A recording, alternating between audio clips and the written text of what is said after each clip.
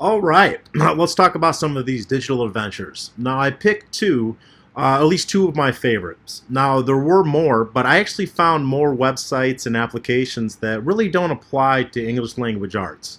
Now, this is why I chose these two, because when I was really thinking about it, how can games and other resources really help the students when, the learning standards for English is typically reading, writing, vocabulary, and that's about it. So, we need to be able to be very innovative, and I think these two games kind of highlight that. Now, before I get started, I want to read this quick quote from our from the textbook, not the textbook, from our required reading, and it says, "The advent of digital technology has dramatically changed routines and practices in most arenas of human work. Advocates of technology in education often envision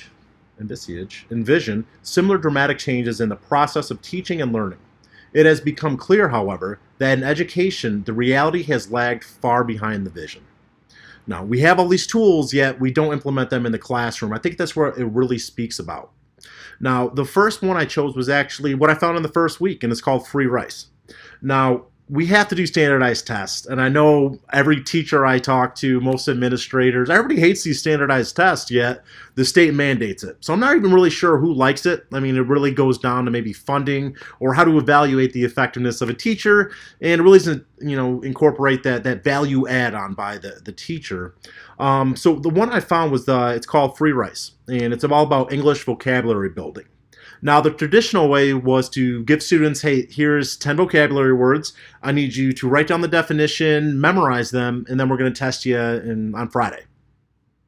That's all well and good, but that's just really your banking education. I'm going to deposit the knowledges into your head, and must be able to regurgitate that for me to give you an A. Now, with Free Rice, it changes it up a little bit, and it really corresponds to the standardized tests.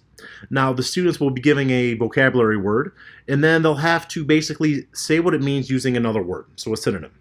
Now, if you've ever taken a standardized test, that's kind of how it goes. It will say, fish is to dog as, blank is to cat.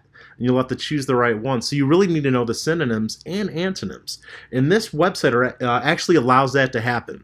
And the best part is, the more questions you ask right, they actually donate free rice to countries around the world that are struggling to eat.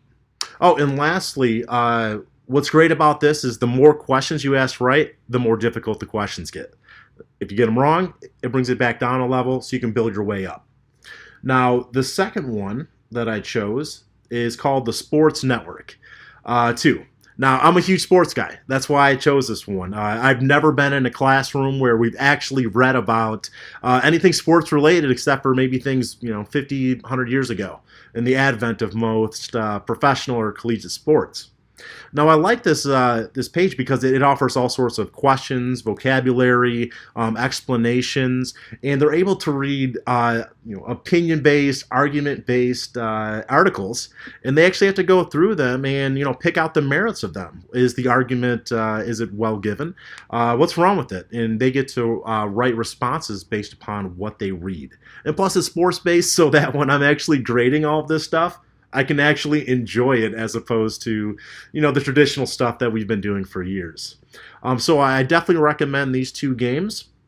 I think that the students will really like it. And really what we're doing is we're, kind of touching into what they're interested in as opposed to what the state's been saying that they're interested in for 30 years. So this is this part, and I'm going to continue to move on. Thanks.